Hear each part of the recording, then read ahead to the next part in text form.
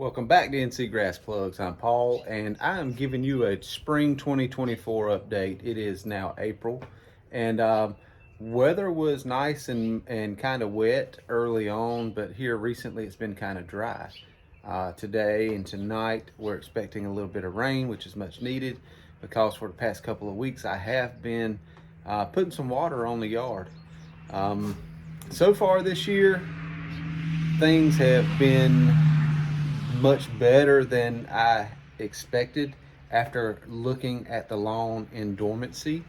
You can definitely tell in the weak areas that the plugs had not quite spread through. But now that it's greened up, it has really filled in with the leaf blades. So let's go take a look and I'll tell you what I'm doing. All right, so the good, the bad, and the ugly. So the spots that were not quite filled in last year are still a little bit thin, and they're going to be right here along the driveway, going up along the sidewalk, and around that oak tree there. But let me show you just how much it's filled in. And the other trouble spot is right here. You know, it's lack of water. It doesn't get anything here. The ditch has filled in. Got a little brown in here, still dormant material that must have struggled a little bit in the transition or in winter. A little bit of a patch here, not sure what's going on, but it's growing in just fine. So the center of the yard is filled in. And this camera makes it look different than it really does in person. So this here is one of my little trouble spots. I don't even know what's going on here, but it just acts like it doesn't want to do anything. And just coming along here, I mean, if we just look down in the lawn, and these little crowns here that are different colors are where I just mowed the grass, and it kind of sticks up and kind of scalps the top of those where the plug has flushed up.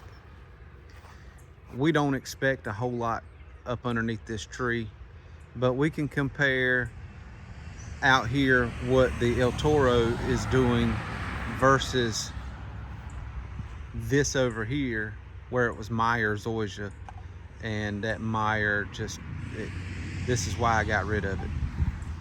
It struggles so bad. I swear on camera it does not look very good, but it does look a lot better in person. The color is phenomenal.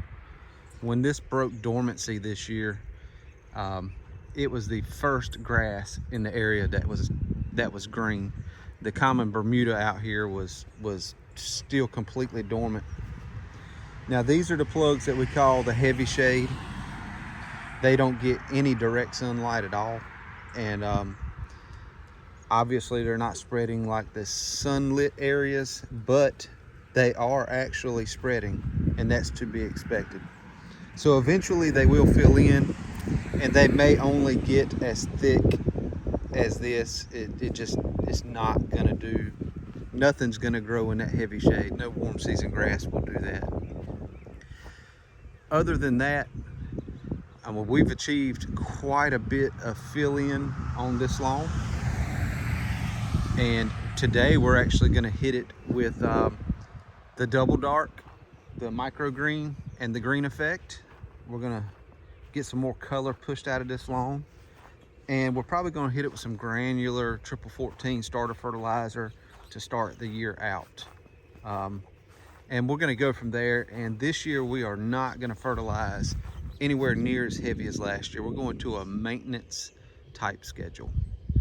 I know on camera you can see all these little divots, but when you get down on top of them, see there's some elevation change from like the top of this plug to this bottom to the top of this plug. And that's kind of what you're seeing shadows of. But inside of each one of these depressions, the grass is there. So this spring, it's gonna it's gonna fluff up and look a lot more even like it does out here.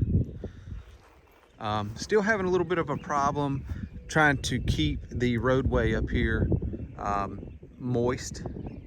It stays really dry, and with the angle of the bank sitting up, the sun is beating on it, you know, kind of from this way most of the day in the afternoon when it's really hot. But we're looking really good. And this is our update for April, and this is how our spring looks.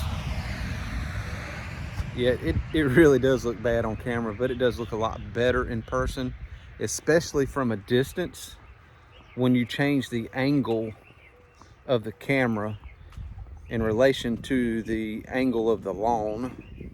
So as you can tell that when you get further away and you lower the angle of the camera, a lot of the imperfections of the lawn just kind of go away. When you're standing on top of it, it looks a lot worse than what it is. So let me give you this over here. And it's to be expected. This area here in front of the house and along the edge of this driveway are struggling, especially in front of the house towards the oak tree. It receives a whole lot more shade than the rest of the yard. So that's kind of why it's a little bit not filled in yet. I'm not sure what's going along the driveway. It may just be a shade issue as well with this cedar tree that I have here. And I'm going to show you that huge oak tree that once the sun gets, let's see, normally around 2 o'clock, the sun is actually behind this tree, casting shade, basically like between where I'm standing and these double dark jugs going that way. So everything from here back this way is super shaded. It just gets 4 or 5 hours of morning sun, and that's about it. But I'm really happy with this grow-in. I don't think there's another Zoysiagrass that's actually gonna move laterally as quick as El Toro. Most of them do not have the shade tolerance that El Toro has. It's exceptional. The growth rate is exceptional on the spread. And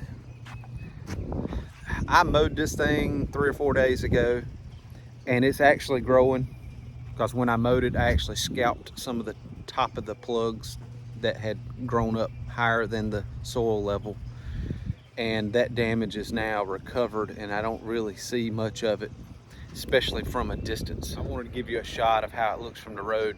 Now this little spot right here is mower scalp from my big zero turn. I'm not real mowing this yet. I'm not even sure if I want to do it this year. So we're struggling a little bit right here in this spot that we plugged. We had some kind of damage in the winter there on that ditch bank and along the driveway and in front of the house. But this full sun stuff looks really, really good. And as you're driving by, you don't see as many imperfections as we are right here critiquing it. So I'm happy. This is definitely gonna finish filling in very quickly. And we're gonna continue on to our Zoysia maintenance schedule. If you are interested in El Toro Zoysia, we're gonna have some available hopefully in the next few weeks. And stay tuned to our website as we're offering some new bundles and products dealing with certified Rio Bermuda grass. We have centipede, and hopefully we're going to have some compadre Zoysia coming up soon. It's kind of struggling this spring, and we're hoping to get some more and see if we can grow it out this year. We just have to wait and see if there was another crop failure like there has been for the past couple of years. So there's the lawn. I'm impressed with what's going on. I'm enthused and just excited that it looks as good as it does. I was kind of expecting this, but you never know when you're going into a project, and all that is really just confidence. And I'm pretty confident when it comes to grass growing skills, and some of the luck I have, except for water. We never seem to get any of that summertime rainwater that's most definitely needed. Stick around for our next video. I'm going to show you how to use a new product that we have that's going to come in our bundles. It dawned on me after I shot the video that I felt like I wanted to tell you what I've done to the lawn this year, so that you can follow along and kind of do some of the same things for a good healthy stand of turf.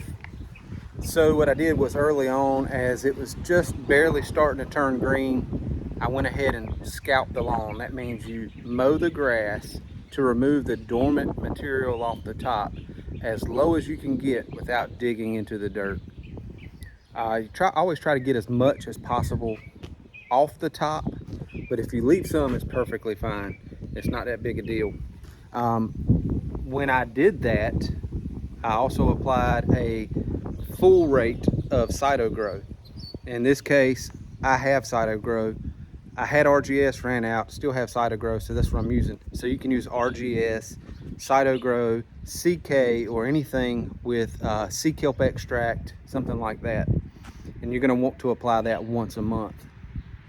That was several weeks ago, and today I'm going to follow that up with my first round of fertilizer, which was, I've already actually put it out, a half a bag of the 14 YardMastery Starter Fertilizer. So that's what I had left. I said that would be a great start to the year. That's probably the last round of starter fertilizer I'm going to put out.